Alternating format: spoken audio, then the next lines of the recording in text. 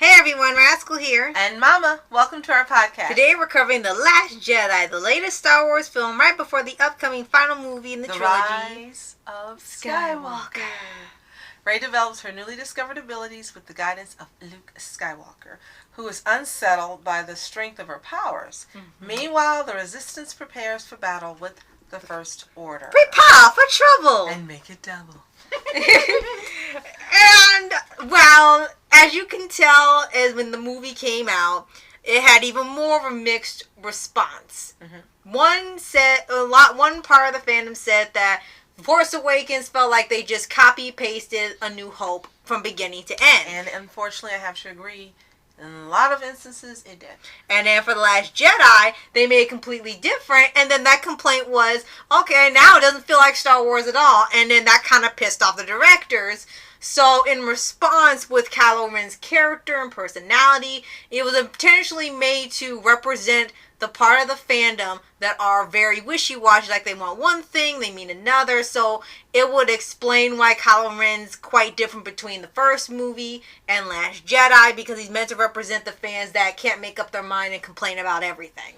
I was like, oh wow, you went the extra mile to insult your fandom. Thanks a lot, director J.J. Abrams. Well, since they're going to end the franchise, they didn't care. What difference does it make for them? This is it. After the movie that comes out in December, they don't care. So, right. But if this movie, again, was not what I expected, right. I think it was interesting that they kept saying Skywalker didn't want to train her. He didn't want to train her. He didn't want to train her, and it's like, he's the Jedi Master. Maybe you should listen. He's not just being a crotchety old man. Mm-hmm. Maybe there's something he knows that you don't, and he doesn't want to tell you. But how could that be? Right. And to say the least, the movie is very strange.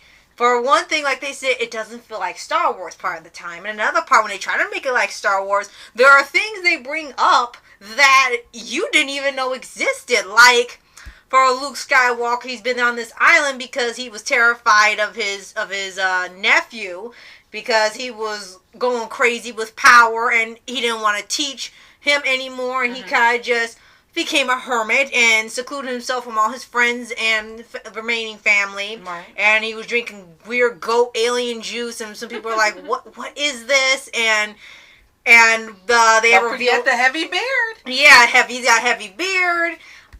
He no longer covers his robotic hand. He's very stoic and depressed. And can't forget that the Jedi, the Force is now a religion. Yeah. I was like, when was the Force? I thought the Force was a feeling. I didn't know it was spirituality. I have to say, when they say, may the Force be with you, yes, that's like something you would say to someone when you're saying, may a universal being or some type of being be with you. Right. Yes. But as you said, I did not know it was supposed to be a religion. Yeah. I thought that was just part of the lore and the storyline and stuff, and yeah. And just the connection between all the Jedi. Yeah. And the Masters. Like the Avatar state or something. Exactly. Yeah, I had no idea, because then they also got the Knights of Ren, where these red cloaked guys, and they got the stormtroopers. You got the silver stormtroopers. They just started adding a lot of stuff to Star Wars that I didn't know you could add to Star Wars. But for this time, Rey has her own story and Finn has his own story. Mm-hmm.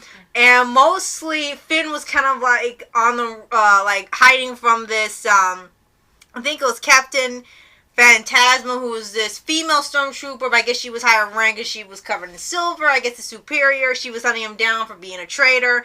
So they're looking for this well-experienced hacker that can help them hack into the First Order's systems to get their plans to do the same thing they did with Death Star. And that kind of had its own story. And then Rey had her story with convincing Luke Skywalker to train her. Did he actually train her? I'm not even entirely sure myself. I guess he did, but in his own way. It had to be different from Yoda. So I guess in a way he did train her, or I think they were saying that she was so beyond him and up past Jedis that she didn't need that much training because she was so Star Wars. She was so powerful that she didn't need much of him. Like, well, why are you looking for him then? Well, for this one, yet again, the first thing I said is they're gonna kill Luke Skywalker. They're gonna kill Luke Skywalker.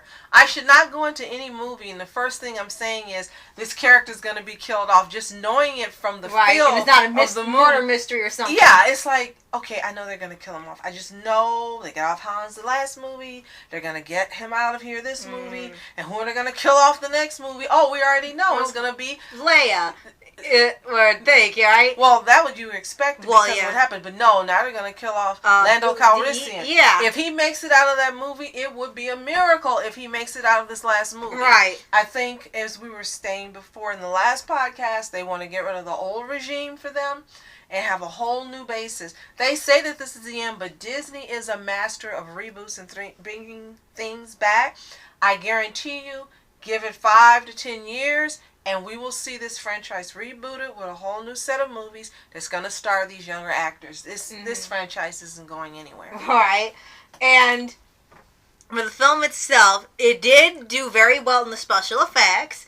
They did a better job in the sets. Definitely. And it looked like other planets. Definitely. They did a great job on the costume designs, the effects, the fight scenes. Everything in that aspect has definitely been improved from the last movie. Absolutely. Now the only issue were a little bit of the story and the characters, because some of them started feeling a little bit just meh. And one of the strangest parts in the movie, they forced out this connection in the last movie, which they thought was going to be with Finn, but they changed it. That Rey and Kylo Ren had some type of connection with the Force, because he's a Jedi, or Sith, and she's a Jedi.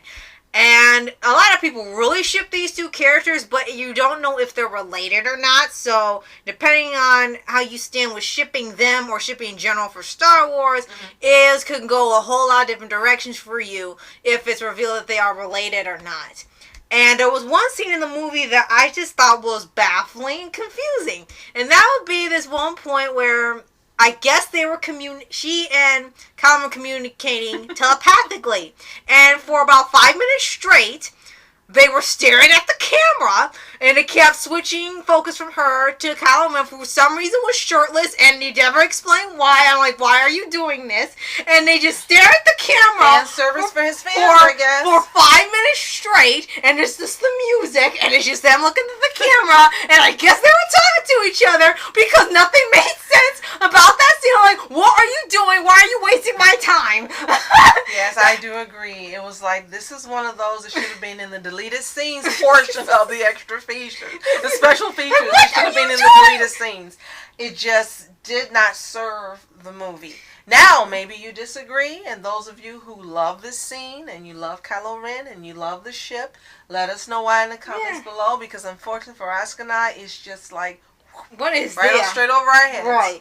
And like I said, and it would be different if they had some dialogue, or it was that strong of a connection where they could talk to each other telepathically. Like, okay, whatever conversation, like, I know where you are, or I know what you're gonna do, and that could have, like, upped the tension or something. That's true. Then none of them would have made sense. But no, they just kind of stare at each other, and then it's over. Like, what did that solve? And then you're not sure what the relationship is supposed to be between them. Are they family? Are they really a canon ship where there's going to be some type of romantic interest? Or does he have power over her like Count Dracula and something's going on here? You don't know. Right. They never make it clear. And I don't know if that's supposed to be a cliffhanger, but it doesn't feel like a cliffhanger. It just feels like, what's going on here? You haven't made it clear. What in the heck is this? Right. And as we said, for the characters, like, so they had the regular cast returning, whoever was left in the original cast, and you had the cast in the first movie come back. And like I said, you know, Han Solo was gone. And then in this movie, Luke Skywalker is gone. He spent all that time in High Island to get killed off. And unfortunately, you know, this one was out of control with Leia. You know that she will be gone in the final movie, which is very unfortunate. But this time around, this was out of their control. It's like, how do you kill off Luke Skywalker? How? But they did. Oh, yeah. They thought his time was up and he needed to be out of here so he can create, I guess it's like the Avatar. They needed to create a space for Rey, so they took out Luke Skywalker. Right. And oh, don't forget, Yoda showed up. Yes. And he did nothing. He blew up something with his mind powers, and then that was his whole contribution to the movie. Like, great to see you again, but why are you here? Every time we kind of talked to Rey, like she was getting this advice from these past characters or Jedi or something. Then I could see that be making sense, like you said, like the Avatar. But no, some of the stuff in the movie just doesn't make any sense. And perhaps it's like Full Metal Alchemist 03, where stuff's symbolic and meaning and deeper meanings, and we are just not getting it. And it's just so wrapped in symbolic and deeper meanings that is, like I said, it's going over our heads, and we're not understanding crap that's going on. That could be it, but I have to, full disclosure, I've seen all 6 of the previous movies as parts of this franchise, and none of those 6 movies did the symbolicness, the foreshadowing, or anything go over my head. I understood it all. So, that's all I have to say. Right. So, yeah, for this one, once again, mixed reviews. It didn't feel like a Star Wars movie to a lot of people. It was an improvement, though. Right, in lots of terms, like we said, of set designs, of special effects, fight scenes, pacing. Lots of things were very much improved. Yes. And you can tell us what you thought of the movie. Did you think it wasn't really all that great? It didn't feel like Star Wars? Or were you actually fine with it, didn't love it, but you were fine with it and accepted it as part of the Star Wars canon? And just know anything about us, or if you know like some of the things that were going on in the movie that we weren't sure what they were about, what were their actual meanings that we didn't understand.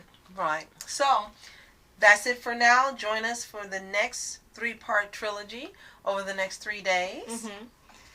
And we appreciate you sticking around. And what are our next movies?